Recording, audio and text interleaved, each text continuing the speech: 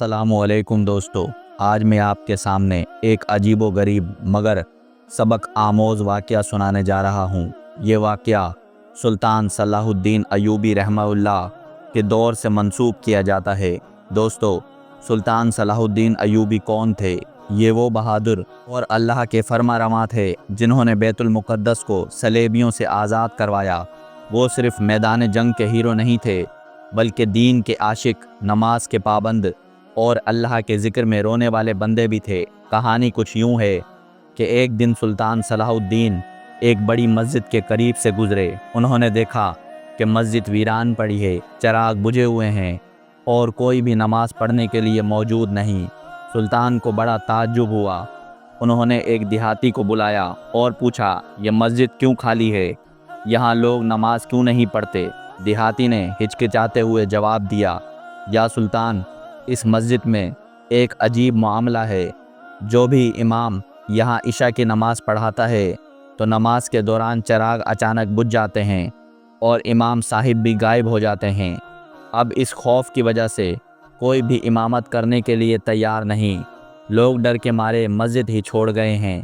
یہ سن کر سلطان صلاح الدین کے چہرے پر سختی اور غیرت کے آثار نمودار ہوئے۔ انہوں نے کہا، اللہ کی عبادت چھوڑ دینے کی کوئی وجہ نہیں بن سکتی۔ میں دیکھتا ہوں کہ یہ راز کیا ہے۔ سلطان نے چند دیہاتیوں کو ساتھ بلایا اور اعلان کیا، آج کی عشاء کی نماز میں امامت میں خود کروں گا۔ سب لوگ حیران تھے کہ ایک عظیم بادشاہ اتنے بڑے خطرے کو قبول کر رہا ہے۔ نماز شروع ہوئی۔ سلطان محراب میں کھڑے تھے اور ان کے پیچھے دیہاتی صف بستہ ہو گئے۔ اللہ اکبر کی صدا گونجی اور مسجد کی خاموش فضا نور سے بھر گئی۔ لیکن جیسے ہی رکعتیں گزریں، اچانک مسجد کے چراغ ایک ایک کر کے بجھنے لگے۔ اندھیرا چھا گیا، ہوا میں عجیب سی وحشت پھیل گئی۔ دیہاتیوں کے دل دہل گئے، مگر سلطان کی آواز مضبوط اور پرسکون رہی۔ وہ قرآن کی تلاوت کرتے رہے۔ پھر اچانک وہ وقت آیا جس کا سب کو ڈر تھا۔ مصلی کے نیچے سے ایک پر اسرار سایہ نمودار ہوا، جسے کوئی طاقت نماز توڑنے آئی ہو۔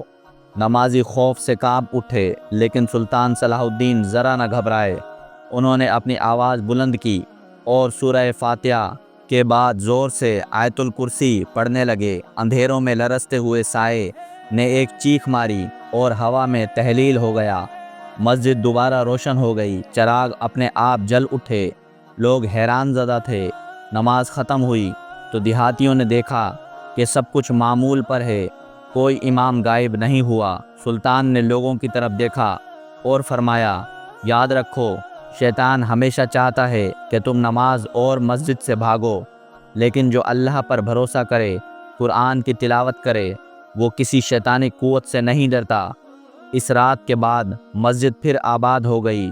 لوگ بڑی تعداد میں نماز پڑھنے آنے لگے اور یہ مسجد اللہ کے ذکر سے گونجتی رہی۔ دوستو، اس کہانی کا سبق یہ ہے کہ جب بھی ڈر یا خوف تمہیں اللہ کی عبادت سے روکنے لگے تو سمجھ لو کہ یہ شیطان کی چال ہے اور اس کا توڑ صرف ایک ہی ہے، اللہ پر یقین، قرآن کی تلاوت اور دل کی مضبوطی۔ اگر آپ کو یہ ویڈیو پسند آئی ہو تو ویڈیو کو لائک کریں، اپنے دوستوں کے ساتھ شیئر کریں اور ہمارے چینل علم خاص کو ضرور سبسکرائب کریں تاکہ مزید ایمان افروز کہانیاں آپ تک پہنچتی رہیں۔